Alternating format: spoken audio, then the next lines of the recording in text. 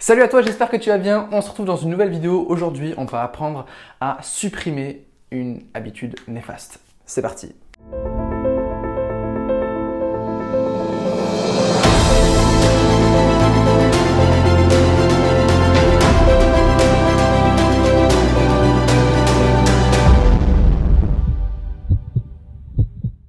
Alors si ce n'est pas déjà fait, je t'invite à t'abonner à cette chaîne YouTube, à liker la page Facebook, à me suivre également sur Instagram, Antoine Redel Coach. Je partage beaucoup de contenu sur ces autres plateformes, pas comme YouTube. Ok, déjà, il faut vraiment prendre conscience que les habitudes, c'est ce qui va déterminer ta réussite ou tes échecs. Ton échec global, d'accord. Très souvent, on néglige la puissance des habitudes parce qu'on se dit « Oh, c'est bon, c'est pas aujourd'hui qui va changer quelque chose. Non, mais c'est pas ce petit truc que je fais tous les jours qui va changer quelque chose. » Malheureusement, si, d'accord. Tu prends un exemple très concret. Tu vas de temps en temps au McDo, c'est pas très grave. Par contre, si tu vas au McDo tous les jours, 2 fois par jour, je peux t'assurer que dans 4 ans, je sais pas si on pourra se voir, d'accord. Donc, on néglige la puissance d'une habitude parce qu'on n'ose pas regarder plus loin qu'aujourd'hui. D'accord? Une habitude, c'est d'une puissance phénoménale sur le moyen et long terme, pas sur le court terme. D'accord? Quoique. D'accord? Le fait d'avoir une bonne habitude et d'avoir une bonne discipline, ça permet vraiment d'augmenter sa dose de bonheur. D'accord? On se sent accompli, on se crée des victoires dans la tête et c'est juste extraordinaire.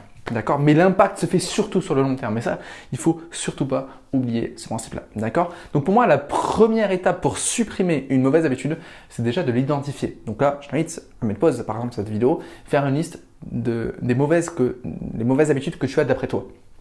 Celles qui ne te permettent pas d'avancer vers ta mission de vie, celles qui ne te permettent pas d'accroître ton entreprise, celles qui ne te permettent pas d'être heureux, heureuse, etc., etc. Tu listes tout simplement tes mauvaises habitudes, tu en choisis une, celle qui est la plus problématique. Et après, ce que tu vas faire, c'est que tu vas te demander pourquoi est-ce que tu veux la changer, honnêtement. Et là, je te demande d'être honnête parce que parfois, l'ego est un peu compliqué. Hein, il va dire non, mais c'est pas pour ça, c'est juste pour cette petite raison. Non, des fois, nos mauvaises habitudes ont des ancrages très négatifs. Et donc, je t'invite à être honnête avec toi-même et te demander pourquoi est-ce que tu veux changer cette habitude. D'accord? Sache que on a une mauvaise habitude, on a des comportements qui sont soit pour le plaisir, soit pour fuir une douleur. Et là, je t'invite à analyser cette habitude. Est-ce qu'elle est plus là pour fuir une douleur? Je vais manger parce que je suis pas heureux, je suis pas heureuse. Donc là, je fuis une douleur. C'est une habitude qui me permet d'avoir un plaisir à court terme. Ou est-ce que cette habitude-là, elle me permet d'aller vers un plaisir? La cigarette, par exemple, ça peut être… Alors, il y a des deux, hein, d'accord? À chaque fois, c'est un peu de plaisir, un peu de douleur et un peu de plaisir, d'accord? Cigarette, bah, ça me permet de, je sais pas moi, de m'évader.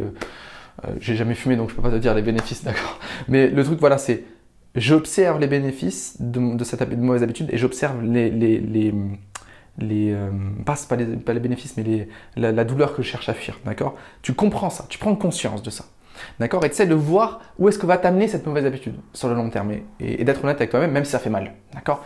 Troisième chose, prends conscience qu'une habitude, c'est d'abord un signal, d'accord? C'est le signal, un élément déclencheur qui va me mettre en action, d'accord? Dans une habitude. Ensuite, il y a l'action, donc l'habitude, et après, il y a la récompense. Et la récompense amplifie mon signal. Okay. Le signal, ça pourrait être par exemple, là, on va garder l'exemple de la cigarette. Le signal, c'est je prends mon café, j'ai envie de prendre une cigarette. Très bien. Donc déjà, j'identifie que ce qui me fait fumer, c'est prendre un café. C'est quand j'allume ma machine à café ou quand je prends un café, je me dis ah tiens, je me ferais bien une cigarette. Bam! J'identifie le signal. D'accord? Ensuite, je vais prendre conscience de l'habitude. Ça, c'est déjà fait dans le point 1 et point 2. Et ensuite, j'analyse la récompense. Ça fait quoi de fumer cette cigarette? Ah ben ça m'apaise, ça me détend, j'en sais rien. D'accord? Et donc, pour supprimer une croyance limitante, soit j'enlève le signal, soit je change la récompense. Enfin, je trouve une habitude qui va répondre à la même récompense. Si je cherche de l'apaisement, du plaisir, etc., au lieu de fumer, je peux me mettre à méditer. D'accord? Donc je t'invite à changer les signaux, de te dire ok, dès que je bois un verre de jus d'orange, je mets en place une bonne habitude. Et la récompense que j'aurai derrière, c'est de meilleure énergie, de la vitamine C, etc. Enfin, c'est à toi de trouver tout ça. D'accord? Donc c'est un ensemble de tout ce qu'on a vu. Maintenant, je te conseille de tenir au moins un mois. Alors, tout le monde dit 21 jours. Oui, c'est plus ou moins vrai. Sache que les 20 premiers jours, c'est les jours les plus compliqués. C'est là que tu vas avoir besoin de discipline, pas de motivation, de discipline. C'est là qu'il faut que tu te bottes les fesses, c'est-à-dire non, je sais pourquoi je le fais. Tu l'as vu dans le point 2. Pourquoi est-ce que je veux plus cette habitude et pourquoi je veux changer mon habitude. D'accord? Donc au moins 20 jours, c'est les jours les plus compliqués. À partir de 20 jours, tu commences à t'y faire. Mais je te conseille de tenir au minimum, au mieux, je peux te dire au mieux parce que minimum c'était 20 jours, 30 jours, mais au mieux 90 jours. Parce que 90 jours, c'est le temps que les circuits neuronaux se refassent complètement. D'accord? Donc c'est vraiment l'idéal. Au bout de 90 jours, c'est ancré, c'est sûr. Ok? Ensuite, quelques petits bonus, je t'invite à t'engager auprès de quelqu'un, joue avec ton ego. L'ego, il faut s'en servir. L'ego, ça peut être un puissant allié si on s'en sert bien. Engage-toi auprès de ta famille, engage-toi auprès de quelqu'un à qui tu peux pas mentir. Moi, il y a des clients, quand je vois que ça bloque encore, je fais OK. Tu sais quoi? C'est qui les personnes à qui tu peux pas mentir? Tac, tac, tac. Très bien, tu me les appelles tout de suite et tu t'engages auprès de ces personnes. Et là, les bénéfices y sont. Pourquoi? Parce qu'on s'engage sentimentalement. Et ça, c'est très fort. C'est que de l'ego. D'accord?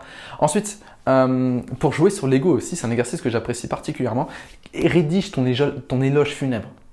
Et c'est hyper glauque, je suis d'accord, mais rédige ton éloge funèbre et je peux t'assurer que tu as envie d'être une belle personne. Tu as envie qu'on retienne de toi de belles choses, de belles actions, de grandes actions, des accomplissements phénoménaux. D'accord? Eh bien, je peux t'assurer que si tu écris bien cet éloge funèbre, tu vas te coucher le soir en te disant est-ce qu'aujourd'hui j'ai agi à la hauteur de ce que je veux qu'on dise de moi? Ça, c'est aussi de l'ego. C'est aussi de bien se servir de son ego. Voilà, j'espère que cette vidéo elle t'aura plu, j'espère qu'elle t'aura aidé à supprimer tes mauvaises habitudes. Voilà, prends conscience qu'il faut persévérer, ça c'est pas un claquement de doigts et c'est pour ça que 95% des gens qui regarderont cette vidéo auront du mal à changer leur habitude. Je compte sur toi, d'accord? Fais partie des 5% des gens qui réussissent. Tiens 20 jours, tiens 90 jours, mais trouve cette source surtout dans le pourquoi. C'est le plus fort, tout commence par un pourquoi. Pourquoi tu veux changer? Pourquoi tu veux être une super personne? Pourquoi tu veux réussir? Pourquoi tu veux changer ton habitude? Pourquoi tu en as ras-le-bol de cette habitude? Bref, je ne vais pas me répéter. Je te dis à très bientôt dans la prochaine vidéo. Demain, on va étudier les habitudes des gens qui ont du succès. C'est une vidéo qui pour moi me porte à cœur parce que c'est le concentré des meilleures habitudes que j'ai pu observer autour de moi et de ce que j'ai pu appliquer. Je te dis à très bientôt. N'oublie surtout pas que tu es une personne extraordinaire. Ciao.